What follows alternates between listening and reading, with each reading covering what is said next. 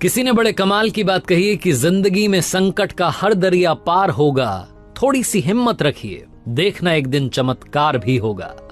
Hi guys, मेरा नाम है आरजे कार्तिक। एक छोटी सी कहानी। ये कहानी एक अमीर सेठ की।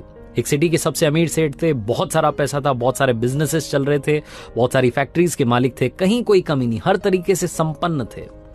एक दिन अपनी फैक्ट्री का दौरा करके शाम में घर लौटे थे।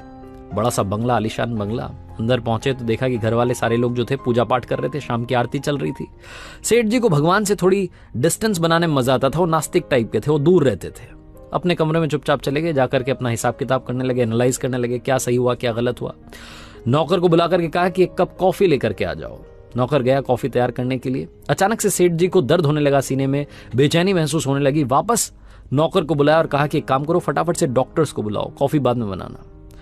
उस सिटी के जो टॉप हॉस्पिटल के डॉक्टर्स थे वो सारे के सारे आए, आकर के जांचें करी, बहुत सारी रिपोर्ट्स आई। मालूम चला कि सेठ जी हर तरीके से परफेक्टली फाइन थे। सेठ जी ने कहा कि मुझे तो अभी भी बेचैनी हो रही है, मेरे लिए तो दवाइयां लिखी। डॉक्टर्स ने कहा कि आप ठीक हैं, कहां परेशान हो रहे हैं। फिर भी सेठ जी का मन था, वो अंदर ही अंदर अजीब सा महसूस कर रहे थे। तो डॉक्टर्स ने दवाइयां लिख दी और साथ में नींद की गोली लिख दी कि अगर नींद ना आए तो ये भी ले लेना, लेकिन आप आज आराम करना, किसी बात की वजह से शायद आप परेशान हैं, इसीलिए आपको बेचैनी हो रही है। नौकर ने खाना तैयार किया, दवाइयां लेकर के आ चुका था। सेठ जी ने दवाई ली, सोने के लिए बिस्तर पर चले गए, लेकिन नींद नहीं आ रही थी, करवट बदल रहे थे। बिस्तर से उठ करके वो नींद की गोली भी ले ली, लेकिन तब भी नींद नहीं आ रही थी। बहुत देर हो गई थी। घड़ी उठा करके देखा तो रात की 3 बज रही थी। सन्नाटा था, हर तरफ शांति थी। उन्हें लगा कि इस बंद कमरे में शायद घुटन हो रही होगी। कमरे से बाहर निकले, अपने आलीशान बंगले के बगीचे में गए, गार्डन में जाकर के टहलने लगे, लेकिन वो वहां भी उन्हें सुकून नहीं आ रहा था। उन्होंने सोचा कि थोड़ा बाहर टहल करके आता हूं।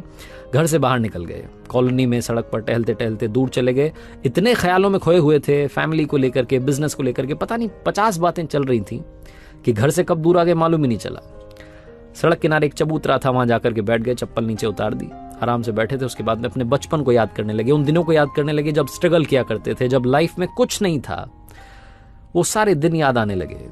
सेठ जी अपने ख्यालों में थे, तभी वहां एक कुत्ता आया और उनकी एक चप्पल अपने मुंह में दबा करके भाग गया। सेठ जी ने देखा तो फटाफट से उसके पीछे भागे अपनी चप्पल छुड़वाने के लिए। कुत्ता दौड़ता दौड़ता पास में झुग्गी झोपड़ियां थी, वहां जाकर के चला गया। उस कुत्ते के पीछे पीछे गए, आवाज लगाई, वो कुत्ता थोड़ा डरा, उसने अपने मुंह में से वो चप्पल नीचे गिराई और वो वहां से खिसक लिया। सेठ जी ने दूसरी वाली चप्पल भी पहनी और वापस अपने घर के लिए आने के लिए तैयार थे। उन्हें याद आया कि घर भी तो चलना है, कितनी देर से बाहर बैठा हूं। तभी उन्हें किसी के रोने की आवाज आने लगी। सेठ जी ने आसपास देखा तो एक झोपड़ी में से रोने की आवाज आ रही थी, एक महिला के रोने की आवाज आ रही थी। तकरीबन सुबह के 4 बज रहे होंगे, काफी देर हो चुकी थी। सेठ जी ने सोचा कि क्या करूं, जाकर के पूछूं क्या बात है या फिर अपने घर चले जाऊं। उनके मन ने कहा कि घर चलते हैं, कहां फालतू के पंगे में पड़ना है, अपना काम करते हैं, अपन अपने काम से काम रखते हैं। सेठ जी घर की तरफ चलने के लिए आगे बढ़े, 4-5 कदम आगे बढ़ाए। फिर मन में दूसरा ख्याल आया कि एक बार जाकर के पूछ तो लूं, पता तो कर लूं कि बात क्या है। उस झोपड़ी के पास गए, झांक करके देखा तो अंदर वाकई में एक महिला रो रही थी। दीवार से, वो जो झोपड़ी की दीवार थी, उससे सर पटक पटक के रो रही थी। सेठ जी ने हिम्मत करके दरवाजा खटखटाया, उस महिला ने दरवाजा खोला। सेठ जी ने सबसे पहले तो कहा कि बहन जी माफ करना, गलत मत सोचना, मैं बस यहां से गुजर रहा था, मुझे आपके रोने की आवाज आई। क्यों रो रही हैं आप, क्या बात है, क्यों परेशान है? तो उस महिला ने बताया कि बाबूजी क्या बताऊं, यहां पर आप देखिए मेरी 7 साल की बच्ची है, सोई हुई है जमीन पर, ये बीमार है। डॉक्टर्स कह रहे हैं कि इसके ऑपरेशन के लिए बड़ा खर्चा होगा, लेकिन कोई मुझे पैसे नहीं दे रहा है, मदद करने के लिए तैयार नहीं है। सेठ जी ने कहा तो इसमें रोने से क्या होगा, रोने से आपको थोड़ा ना पैसा मिल जाएगा, रोने से कोई थोड़ा ना आपकी मदद कर देगा, और ये सुबह सुबह क्या रो रही हैं आप, इससे कुछ नहीं होने वाला। आपको मदद मांगनी है तो जहां आप काम करती है, कहां आप काम करती हैं? तो उस महिला ने बताया कि मैं तो घर घर जाकर के झाड़ू पोछा करती हूँ। तो सेठ जी ने कहा कि उनसे मदद मांग लेती है, रोने से कुछ नहीं होने वाला। तो उस महिला ने कहा कि रो तो इसलिए रही थी क्योंकि कल एक बाबा जी यहां से निकले थे। उन्होंने कहा था कि बेटा सुबह 4 बजे कल रोना शुरू करना और ऊपर वाले को याद करना, लगातार प्रार्थना करना, देखना चमत्कार होगा। इसलिए मैं रो रही थी कि शायद वो बाबा जी की बात सच हो जाए, शायद ऊपर वाला मेरी सुन ले। सेठ जी ने जब ये सुना तो उनका दिल पिघल गया। उन्होंने फटाफट से कॉल किया, एम्बुलेंस आई, डॉक्टर्स को कॉल कर दिया कि इस बच्ची का ऑपरेशन होना है, जितना खर्चा होना है वो सब आप मुझसे लेना, आप इस बच्ची को ठीक कर दो, स्वस्थ कर दो। और उस महिला को कहा कि आप कल से ही मेरे यहाँ पर आकर के नौकरी शुरू कीजिए, मेरे पास बहुत सारी फैक्ट्रीज हैं, आपको जहां काम करना है वहां काम करना। उस महिला के रहने के लिए अपना सर्वेंट क्वार्टर भी दे दिया।